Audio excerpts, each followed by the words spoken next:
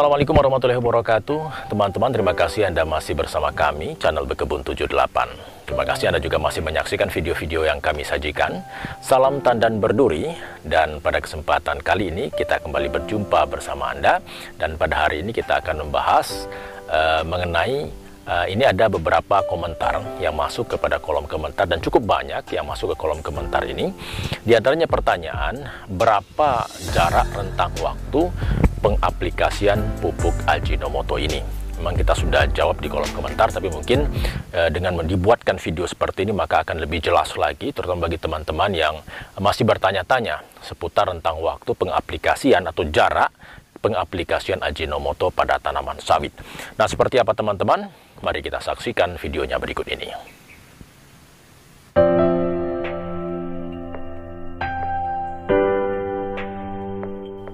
Jadi teman-teman, kita mengangkat video ini karena banyaknya komentar yang masuk di kolom komentar.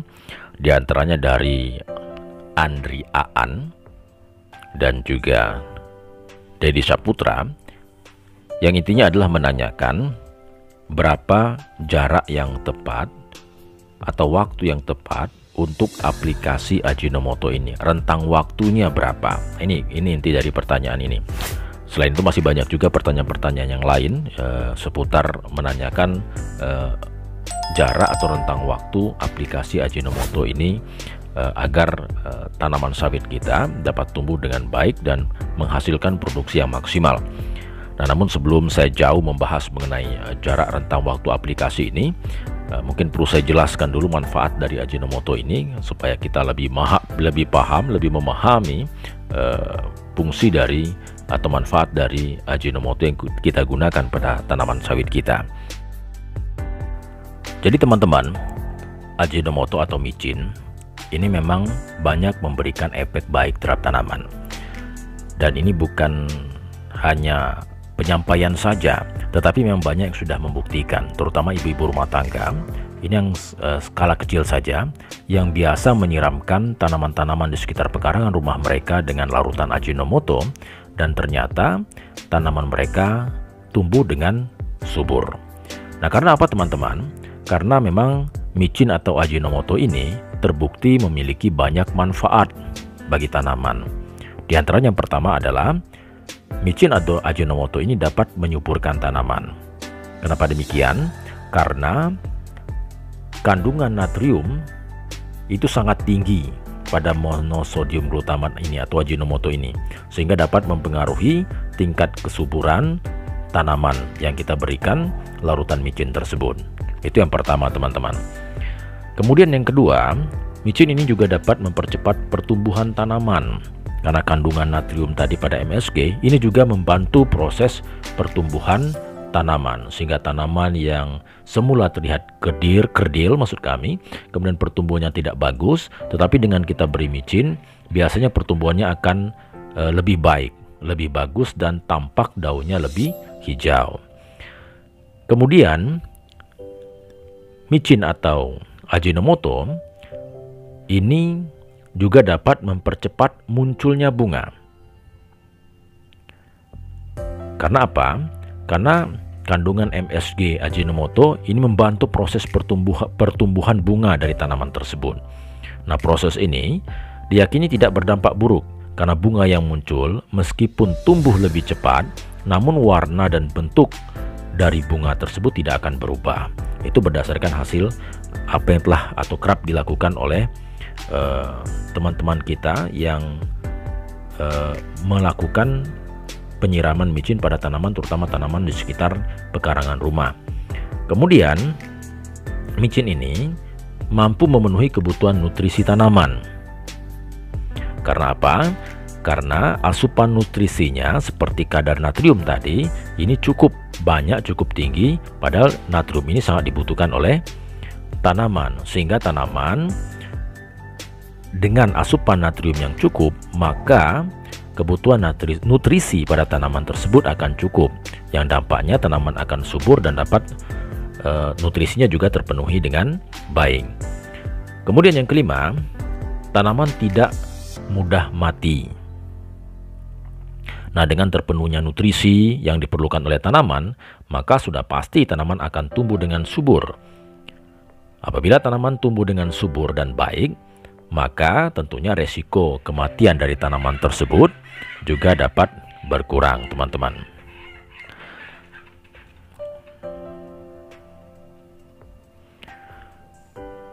Kemudian teman-teman, yang kelima, tanaman ini menjadi tidak mudah mati. Karena apa? Karena keterpenuhan nutrisi tadi, maka tanaman akan tumbuh dengan subur. Tanaman yang tumbuh dengan subur, insya Allah resiko mati tanaman tersebut tentunya akan berkurang. Karena dia sudah dapat tumbuh dengan baik, sudah dapat menyesuaikan dengan lingkungan, dan juga memiliki kemampuan untuk melawan berbagai hama penyakit yang berada di sekitarnya. Itu yang kelima. Kemudian yang keenam, teman-teman, menghindari tanaman dari pupuk-pupuk yang berbahaya. Jadi selama ini mungkin kita menggunakan pupuk-pupuk yang dapat mempengaruhi tanaman tersebut, justru memperburuk kondisi tanaman, memperburuk kondisi tanah di sekitar tanaman.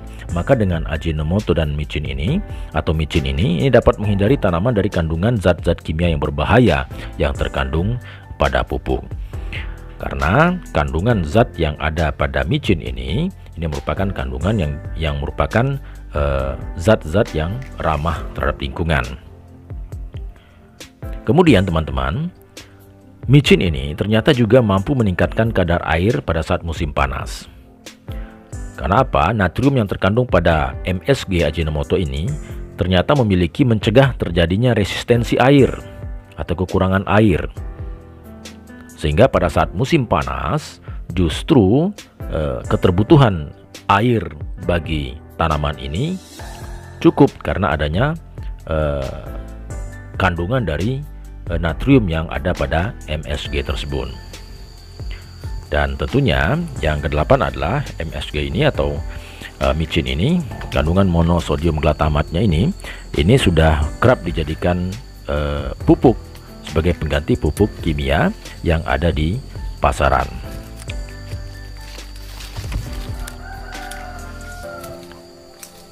Nah, teman-teman, untuk menjawab pertanyaan dari rekan-rekan yang begitu banyak menanyakan mengenai jarak rentang waktu aplikasi yang tepat untuk Ajinomoto ini, nah setelah kita mengetahui manfaatnya tadi, ini memang perlu kita ketahui berapa jarak aplikasi yang tepat. Apakah bisa kita berikan setiap hari, atau mungkin setiap minggu, atau bahkan setiap bulan.